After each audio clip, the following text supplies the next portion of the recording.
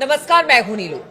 तो इजराइल और हमास के बीच जंग रोज ब रोज अब तेज होती चली जा रही है। अगर कल की बात की जाए तो कल एक बार फिर से इजराइल ने गजा में घुसकर हमले किए। वहीं अगर हमास की बात की जाए, उसका कहना है कि जो टैंक अंदर दाखिल हुए हैं वो हम अब बाहर निकलने नहीं देंगे। यानी अब वहां पर जो हमास है वो भी हमले की तैयारी में है। इसको लेकर वहां पर क्या स्थिति बनी हुई है, इजराइल क्या सोच रहा है, बातचीत करने के लिए मयंक मेरे साथ जुड़ गए हैं। मयंक, अगर बात की जाए, इजराइल रोज हमले कर रहा है, खास तौर पर अगर गजा की बात की जाए, चाहे नॉर्थ गजा हो या फिर साउथ गजा हो। अब तो पहले तो मिसाइल से अटैक हुए, अब वहां पर टैंक यानी कि ग्राउंड पर अब अटैक शुरू हो गए हैं। लेकिन दूसरी तरफ अब हमास भी ये कह रहा है कि जो टैंक अंदर दाखिल हुए उसे हम बाहर जाने। देखिए, जहां से आपने बात शुरू की उसको आगे बढ़ाते हैं। हमास की तरफ से बयान आया है कि जो मरकावा टैंक्स इजराइल के दाखिल हुए हैं गजा में, जैसे हमने पहले टैंकों को निशाना बनाया था, इजराइल के मरकावा टैंक्स जिस तरह से पहले उड़ा दिए गए थे, वही हश्र इस बार भी होने जा रहा है। ये पहली धमकी हमास की तरफ से आई है। दूसरी चीज हमास की तरफ से ये कही गई है कि जो बंधक है हमारे पास, अब अगर इनको कुछ हो जाता है तो इनकी मौत के जिम्मेदार खुद बेंजामिन नेतन्याहू होंगे। इजराइल इनकी मौत का जिम्मेदार होगा। बात नंबर 2। बात नंबर 3, आप देखें, कल जो है आपने देखा, हमने तस्वीरें देखी कि इजराइल में बड़ा जबरदस्त प्रदर्शन हुआ है नेतन्याहू के खिलाफ। बड़ी हैरानी की बात है ये कि बहुत हजारों लाखों की लोगों में संख्या में जमा हुए लोग, और ये सब विरोध कर रहे थे गजा स्ट्राइक का।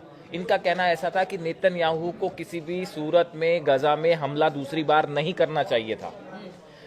कहा यह जा रहा है कि शायद नेतन्याहू अपनी सरकार बचाने में जुटे हुए हैं, इसलिए उनके लिए हमला करना जरूरी हो गया था। इंटरनल पॉलिटिक्स जो है उसके चलते शायद जो है नेतन्याहू को यह हमला करना पड़ गया। लेकिन नेतन्याहू के खिलाफ जबरदस्त प्रदर्शन हो रहा है इजराइल में। चौथी जो बात है, कल देखिए एक और तस्वीर आई जिसकी बड़ी चर्चा हो रही है। यमन की जो राजधानी है, कैपिटल है सना, वहां पे कल लाखों हुतीज जो हैं वो जमा हुए गजा के समर्थन में, फिलिस्तीनियों के समर्थन में। और ऐसा लग रहा था कि आखिरी जो शख्स है वो दिखाई नहीं दे रहा है। मतलब लाखों लोग जो हैं वो सड़कों पे थे और वो ये इजराइल का विरोध कर रहे थे, और उन्होंने हाथ में हथियार लेके ये ऐलान किया कि अगर जिस तरह से इजराइल हमला कर रहा है, गजा में ऑपरेशन कर रहा है, उसके खिलाफ एक बड़ा हमला किया जाना चाहिए इजराइल पे। तो क्या ये हुतीस का कहना है। अच्छा, हुतीस का कहना है। इतने सारे वहां पर लोग जुटे, तो क्या हम ये मान के चले, क्योंकि अभी रमजान का पाक महीना चल रहा है, ऐसे में इबादत का वक्त होता है, लोग शांति चाहते हैं, पीस चाहते हैं, तो क्या इसके बाद बिल्कुल सोशल मीडिया पे ये जबरदस्त चर्चाएं हैं कि जैसे ही रमजान का महीना खत्म होगा, इजराइल पर चौतरफा अटैक होने वाला है। एक तरफ हुतीज जो है, हमने देखा कि 2 हाइपरसोनिक मिसाइल्स जो हैं वो दागी गई और दोनों इजराइल की रेंज के अंदर, इजराइल की सीमा के अंदर दाखिल हुई। तब उसके बाद उसको जैसा इजराइल ने कहा कि एरो सिस्टम ने उसको डिस्ट्रॉय किया।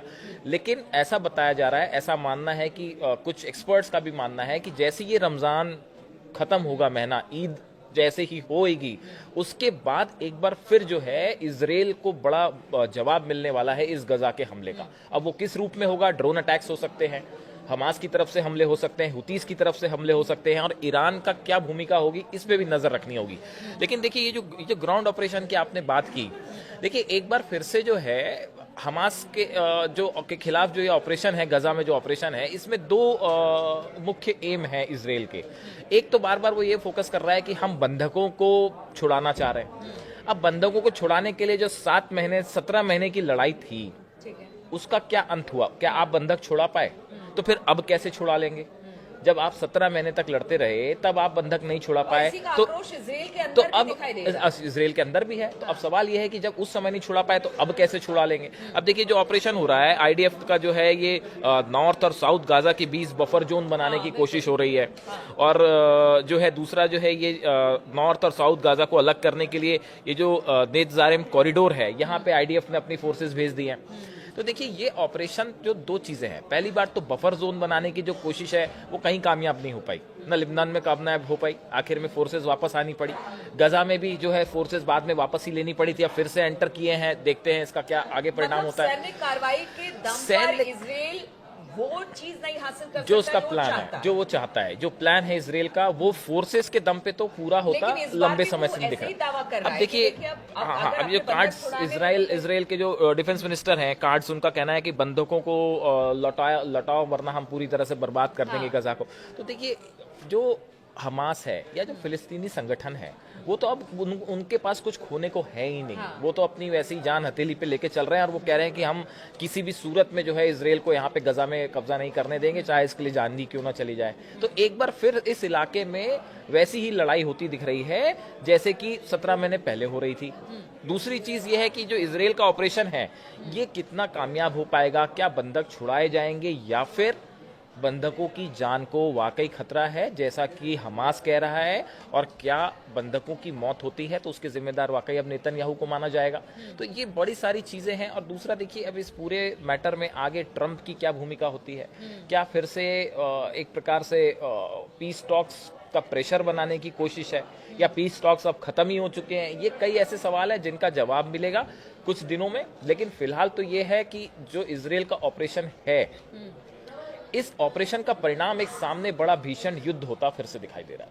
मतलब अगर एक सवाल का जवाब और दीजिए, चूंकि नेतन्याहू की बात की जाए, पॉलिटिकल प्रेशर अपने ही घर के अंदर यानी बहुत ज्यादा है नेतन्याहू पर, लेकिन दूसरी तरफ बंधक भी है, उनको भी छुड़ाना है। तो क्या अपने पॉलिटिकल करियर को ऊपर रखकर उन्होंने बंधकों की जान दांव पे लगा दी है? हाँ, दांव पे लगा दी। ऐसी चर्चाएं हैं सोशल मीडिया पे भी। ऐसा ही हमास भी यही कह रहा है कि भाई जब बंधक थे, जब पीस प्रोसेस आगे चल रही थी, सेकंड राउंड की बात करनी थी, बंधक छोड़ने शुरू हो गए थे, तो फिर ऐसे में स्ट्राइक करने का क्या मतलब? अपनी शर्तें हैं इसराइल की, उन शर्तों के मुताबिक वो सीज फायर चाहते थे। अगर बंधकों को छुड़ाना ही प्रायोरिटी होती तो शायद कुछ अपने को लूज करते, थोड़ा सा शर्तों पे थोड़ी नरमी बरतते, तो बंधक रिहा हो गए होते। तो अब कुल मिला के एक बार फिर ये रीजन जो है वो बड़े युद्ध को फेस कर रहा है। बिल्कुल। तो जो नेतन्याहू है, उनकी राजनीति उनके अपने लोगों पर भारी पड़ गई है, और इसी राजनीति को बचाने या फिर पॉलिटिकल करियर को बचाने के लिए नेतन्याहू ने एक बड़ा हमला हमास और गजा पट्टी पर किया है। लेकिन इसके क्या परिणाम होंगे ये तो आने वाले वक्त में ही पता चल पाएगा, क्योंकि देखिए इस वक्त रमजान का महीना है और जिस तरह से लगातार घुसकर गजा के अंदर वार कर रहे हैं नेतन्याहू या फिर इजराइल वार कर रही है, उसके वार के जवाब में किस तरह से हमास की तरफ से अब जवाब मिलेगा, इस पर हमारी नजर बनी रहेगी। आप बने रहिए हमारे साथ।